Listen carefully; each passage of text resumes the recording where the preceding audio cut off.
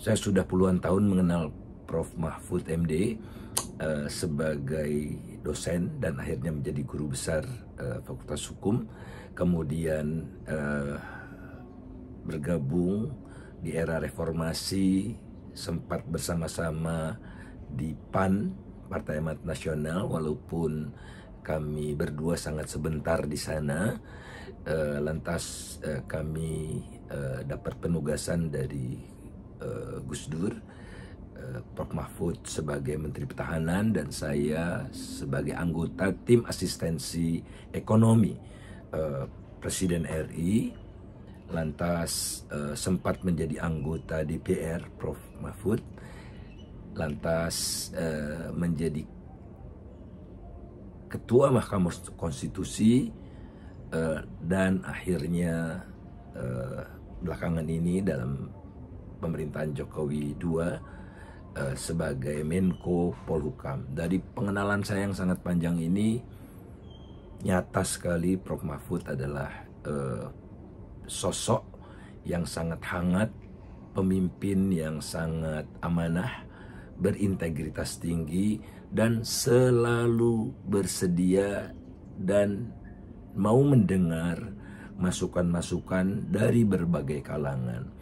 Prof. Mahfud berkali-kali mengundang para tokoh, para pemikir, para aktivis untuk berikan masukan, memberikan perspektif tentang kondisi sekarang dan masukan-masukan apa yang dibutuhkan Pak Mahfud dari berbagai disiplin ilmu.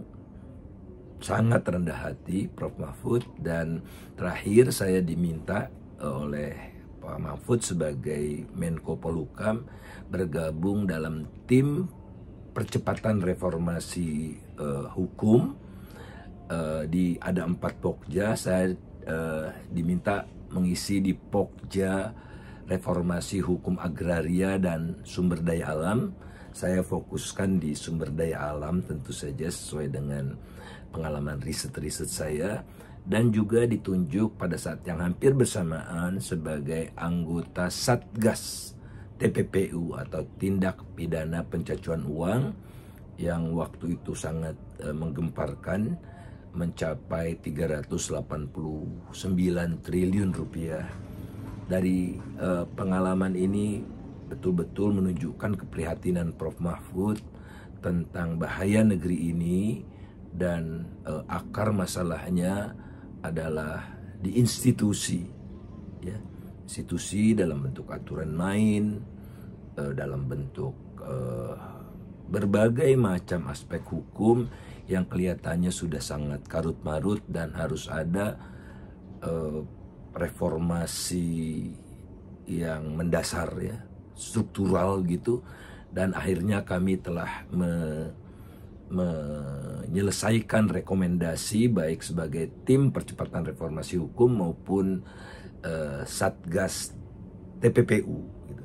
Dan sudah diserahkan kepada Pak Jokowi langsung oleh tim yang waktu itu didampingi oleh Prof. Mahfud, langsung kepada Presiden apa 1 tahun ke depan dan apa jangka panjang yang harus dilakukan untuk memulihkan Indonesia sebagai negara hukum dan negara yang terus mengkonsolidasikan demokrasi untuk kesejahteraan rakyat secara umum, menegakkan keadilan yang lebih transparan, keadilan yang lebih memihak kepada yang lemah. Itu yang menonjol sekali, dan seluruh masukan kami tidak ada atau tidak pernah Prof. Mahfud dan jajarannya di Menko Polhukam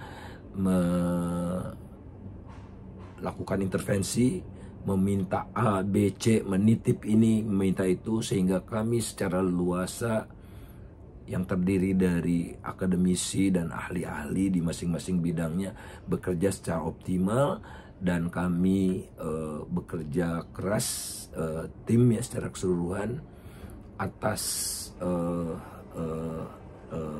inspirasi dan keleluasaan yang diberikan oleh Menko Polhukam Mudah-mudahan Prof. Mahfud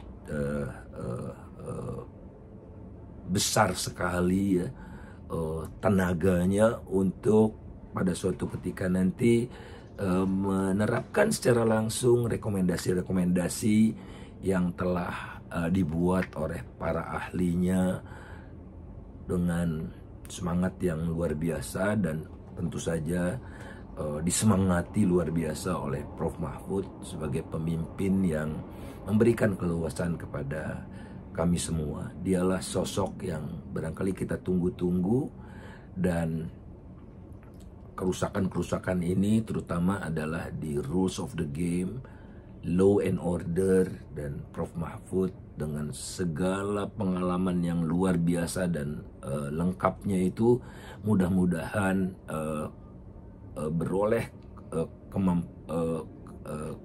beroleh kesempatan untuk mengimplementasikan seluruh rekomendasi yang menurut kami sangat komprehensif ini.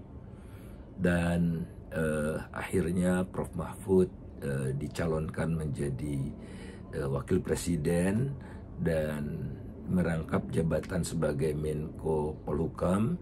Namun tentu saja ini adalah kondisi yang tidak optimal. Pak Mahfud sadar itu dan menunggu momentum saja untuk mundur, dan akhirnya alhamdulillah secara resmi sudah mundur mulai hari Kamis, dan bisa sepenuh hati menunjukkan bahwa dialah sosok yang berintegritas, yang menjauh dari potensi konflik of interest. Walaupun presiden membolehkan menteri itu kampanye dan sebagainya, tapi sampai detik-detik terakhir Prof. Mahfud, setahu saya, sepengalaman saya yang saya ikuti dari waktu ke waktu, tidak pernah menyalahgunakan kekuasaannya untuk kontestasi politik sebagai calon wakil presiden. Lagi-lagi ini menunjukkan, dan mudah-mudahan potensi konflik of interest itu menjadi sirna setelah Prof. Mahfud secara resmi mengundurkan diri sebagai Menko Polhukam, dan sepenuh jiwa dan raga fokus untuk pemenangan pemilihan presiden ini. Dan insya Allah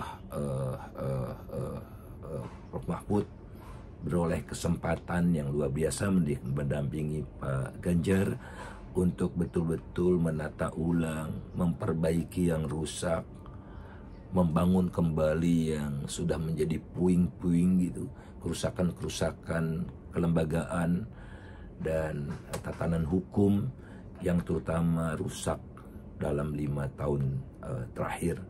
Jadi langkah mundur ini patut kita dukung, dan insya Allah menjadi sumber inspirasi buat menteri-menteri yang berintegritas tinggi juga mengikuti jejak Prof. Mahfud dan mundur, karena memang mereka sudah tidak akan kuasa lagi hati nurani mereka untuk tetap berada di dalam pemerintahan yang kian hari kian melenceng dan tidak amanah.